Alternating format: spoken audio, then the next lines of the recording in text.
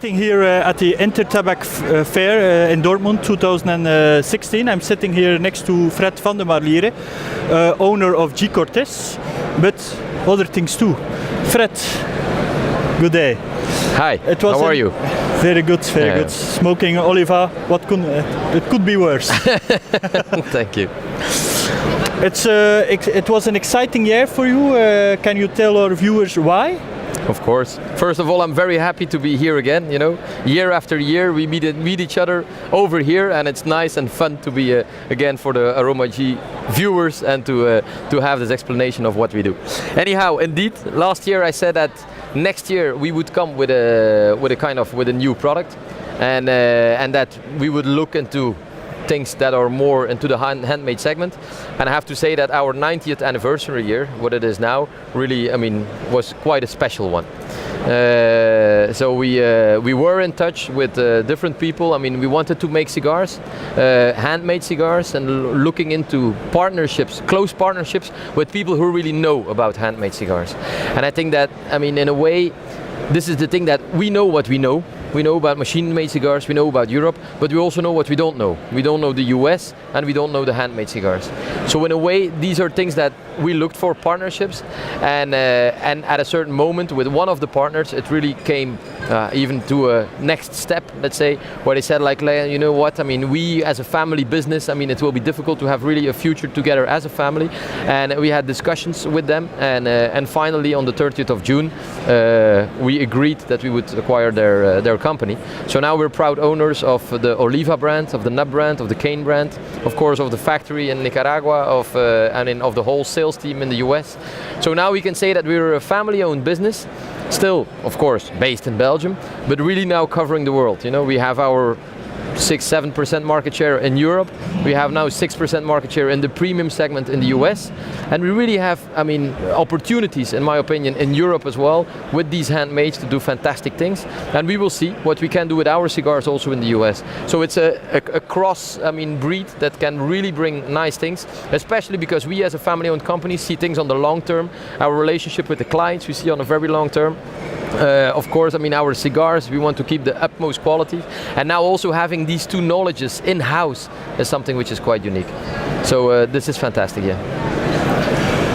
What about the new FDA, Food and Drugs Administration rules? Does that make the things more difficult for you? More difficult. Look, I mean, you have TPD2 in Europe, you have FDA in the US. So regulation is not going down, it's more going up. So it will not be fun. And it's not fun, you know, the warning labels that come in France, for example, on cigar boxes are really ridiculous.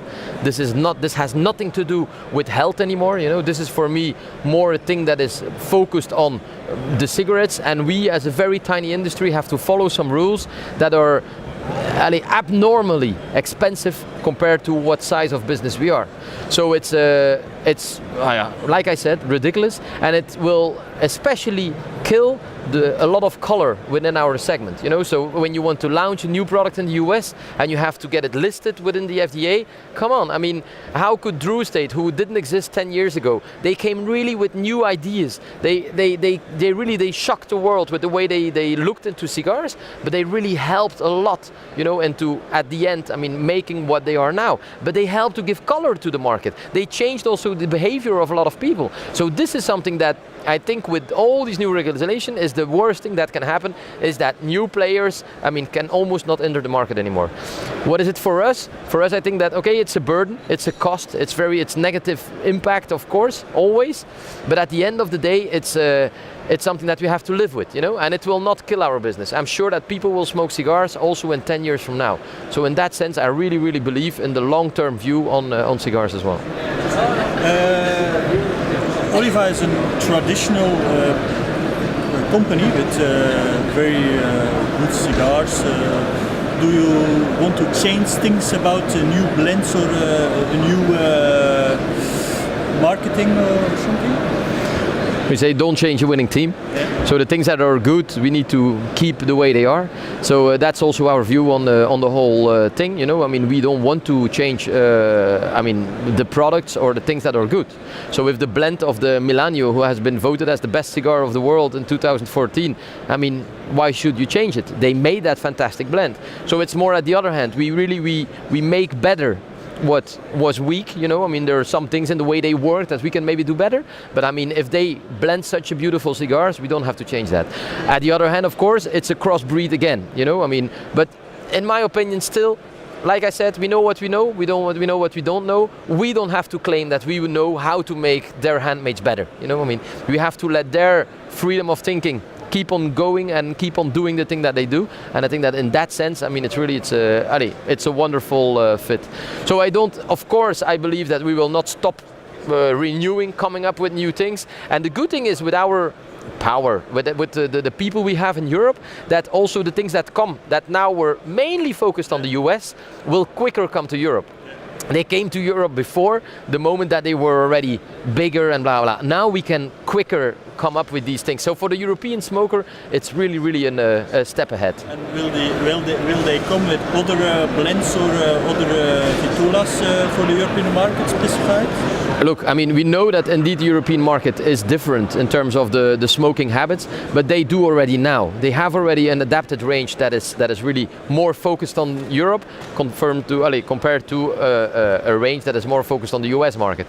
But the real good cigars, like the Serie V Milanio, these cigars they sell everywhere. So you see that in a way, yes, there are differences in tastes, but the cigars that are really outstanding, you can sell them everywhere. So will there new things come? Yeah, okay. I mean, there surely. I mean, we're every day, like they were doing before. Every day we're working on new blends and new tobaccos. I mean, we're looking to the seeds as well. You know, I mean, together with Gilberto Oliva. I mean, it's a fantastic cooperation we have to move on with that, because he will stay on as well in that sense. So I mean, for sure things will come, but it will come like it came before, and it will come quicker to Europe than it came before. With the acquirement of Oliva, did you also buy tobacco fields? So at this moment, it's a very tightened relationship with Gilberto Oliva, who clearly said he wanted to continue to do the farming part. So at this moment, I think we will stay like this. We didn't acquire the fields, but we have a very strict contract, of course, and he without us is nothing, we without him are nothing. So, and it's a fantastic guy, you know, I mean, it's almost family the way we see things together. So, I mean, in that sense, it's almost, I mean, it's as one family for sure. And in the future, we know that these things are important, but we agreed on nice things together, and we are very happy the way it is.